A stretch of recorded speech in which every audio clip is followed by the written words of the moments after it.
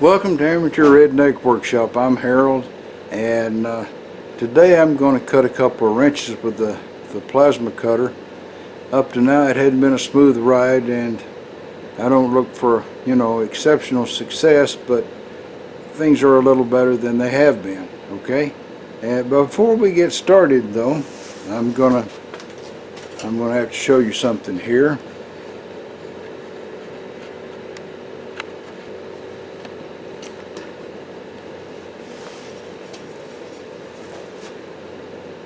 These two stickers here, those are the stickers for Chuck Bomarito's channel, Outside Screwball, and he's a certified nice guy. And to prove it, I'll show you a package I got from him yesterday.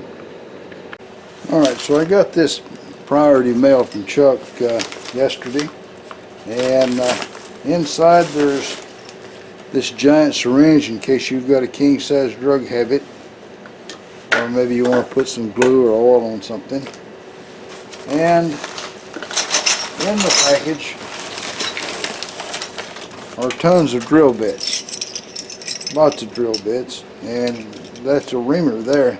So there may be reamers amongst all the tons of drill bits. I haven't pulled them all out and examined them individually yet, but I'm going to have to build a container to put all the drill bits in that Chuck sends me. And we've got this package right here, the McMaster car package, but I don't know that it came from there. And this looks to me like tool steel. It's got the shape of it. So, or either that or else it's key stock. I'm guessing it's tool steel because I didn't cut it. It's black. I'm not used to getting black colored tool steel. But I get the tang untangled. I appreciate all this stuff, Chuck, and I'm going to stash it in the cabinet as soon as we get through with the video. One of my viewers, Mr. Steve Caney, bought a Tapmatic, and like me, his didn't come with any wrenches, so he sent me a couple of drawings for wrenches he wants made. And these are a couple of test tries at the wrenches here. And I'm not sure about how these two measure out. I noticed, well, just tell you the whole story. I came in here and I rewired things to direct the torch height control. Instead of going directly to the Z-axis, I had it go back into the smart breakout box and go through Mach 4. Now, it's not really successful right now at going through Mach 4 because I'm not sure exactly how to set that up right, but the wonderful thing is that the torch height control is mostly disabled for what I'm doing here, and having it disabled means that it doesn't go too high and too low like some kind of a crazy thing like it's been doing, and I can make a much better cut. Number two, and like I showed in the video where I was hooking up the airline, and I got that desiccant little dryer on it on the airline, and cutting with dry air makes a world of difference. And I've got some new torch tips and stuff, so having new consumables helps out a lot too. So what I'm going to do is I'm going to set it up here and see if we can't make a couple of finished product wrenches for Mr. Steve Caney. Okay. These, I know he's got a different model of Tapmatic than I've got because these are much too small for mine, but I guess they fit his because, that's what he sent me. At least that's the file he sent me. And I've had a heck of a time with the file. My stuff's set up in inches, and when I run the DXF file through sheet cam, it comes out in millimeters. And then I feed this metric G code to my system, and it still does okay regardless. So things are going pretty good. Let me go ahead and get my other camera set up, and we'll get the torch turned on. And before I turn it on, this is 1/8 inch. I haven't had any real good success cutting the 3/16. 1/8 inches seems to be the sweet spot for this torch. I don't know if it's just, you know, just can't cut real thick metal very well, or what, but not that 3/16 is real thick. But anyway, it cuts sheet metal just fine as long as you've got the torch height controller to keep it going up and down away from all the warp. Or you can take the sheet metal and fasten it down with C-clamps and cut back on the warpage, and it'll cut it just fine there too. But the way it stands right now, 1/8 inch is the top of my successful cut thickness. Anything more I hadn't worked out yet. But I've got the plasma torch set on using the Hypertherm cut sheets as a guide. I've set my torch, I've got it set for 45 amps, which is what Hypertherm uses on 1/8 inch. And they cut it 150 inches per minute on mild steel. And I'm set for about 47 inches per minute because I don't seem to be able to go any faster. If I speed up, the little curves like on the end there, they get messed up. So I got to go about 47 inches per minute, which in millimeters is 1200 millimeters a minute. So we'll crank her up here and see what we get. Okay. Now when I was out here yesterday pulling the thing, it was raining outside some, not real heavy, but you know, drizzly, and I started with blue desiccant, but if you'll look at it, it's already turning pink, so undoubtedly I'm going to have to swap it out and regenerate that and put some more in there.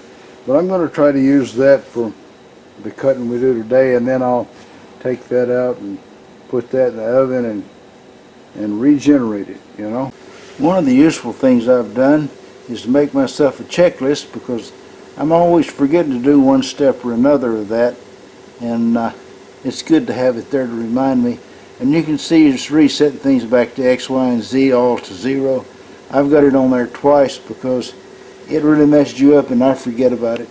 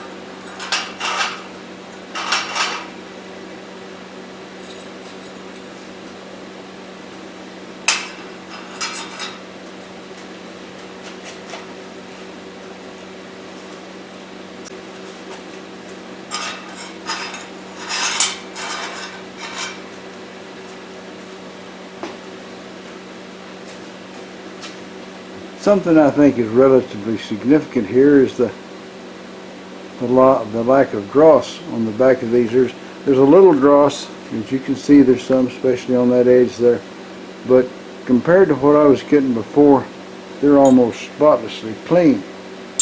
I can show you the back of a heavier plate where I was trying to cut wrenches. You can see that's total failure there. This is 3/16 thickness, a lot of draws. So obviously I was going too slow and I wasn't able to penetrate this metal.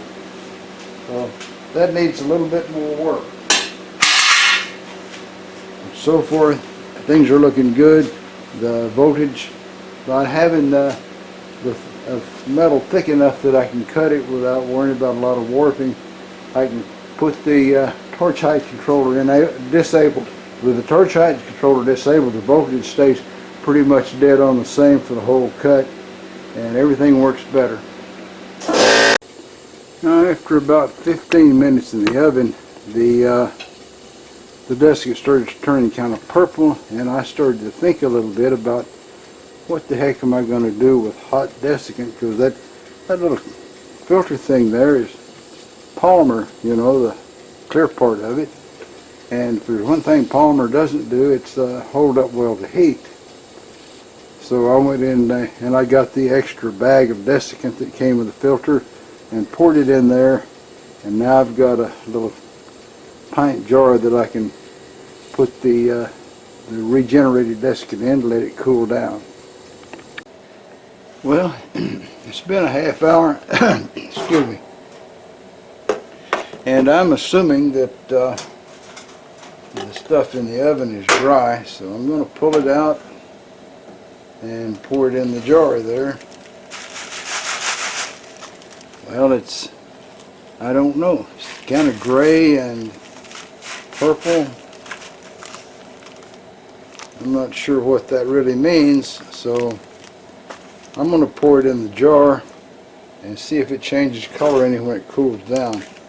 The gray stuff and the clear stuff might be from the heat, and then it might not be.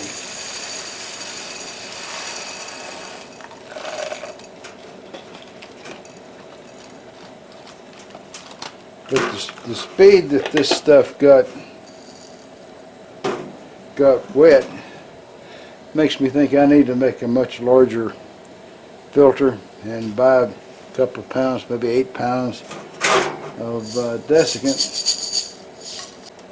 Well, I looked at the jar after it sat there for a minute or two, and it looked like it was fogged up on the top. And when glass looks like it's fogged up, it's usually fogged up with moisture, so I popped the lid off and ran my finger around in there, and sure enough, there was a moisture cloud apparently in the top of this jar.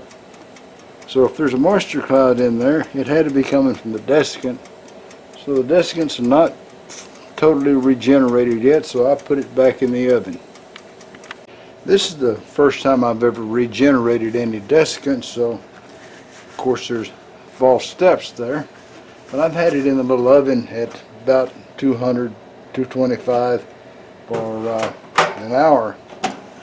And this time everything's a nice deep blue. So I know I wasn't through regenerating it a while ago. I'll put it all in this jar.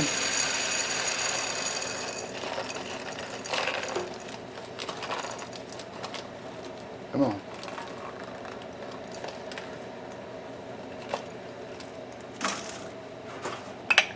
Put the lid on it, and hopefully that'll stay dry until I need it again. Nice and blue this time, nice deep blue. Alright, so there you are. And I've been told if you push the like button, YouTube will recommend my video to more people and I get more views. So I want you guys to give the like button a little push, even if you don't like the video. Okay, thank you. It seems like I've been neglecting our friends up in Minnesota, you know, Ole and Lars and Sven, you know, and so today they're going to be the subject of the joke. It seems like that Ole and Sven and Lars got in this horrible lutefisk accident and died, and they went up to heaven. So God meets them there, you know, says, all right, boys, he says, you know, heaven's a very serious place, you know, and I'm going to test you to see if you really belong there on the way up. He says there's 3,000 steps up to heaven. He says on every 1,000th step, I'm going to stop and tell you a joke. And if you laugh, well, you'll have to go to hell instead of going to heaven. So they go on up, they hit the first 1,000th step. God tells a joke. Sure enough, Lars just bust out laughing. Straight to hell, you know. So Sven and Ole look at each other kind of serious, you know. And they going up another 1,000 steps. 2,000 steps, they stop. God tells another joke. Sven, he tries all he can to keep himself straight, but finally he just, you know, he busts out laughing. Straight to hell, you know. So they get to the 3,000th step. God tells Ole a joke. Ole don't laugh or nothing, just looks at him. They proceed on up to the, you know, to the pearly gate. So they get to the pearly gates there, and Ole just busts out laughing, you know, and God says, Ole, just what is this? What's so funny? And Ole says, oh, he says, that's funny. He says, I just got the first yoke. I'd have probably been right there with him. Well, that's all, folks. Y'all try to subscribe if you're not already a subscriber. Leave a comment if you got something to say.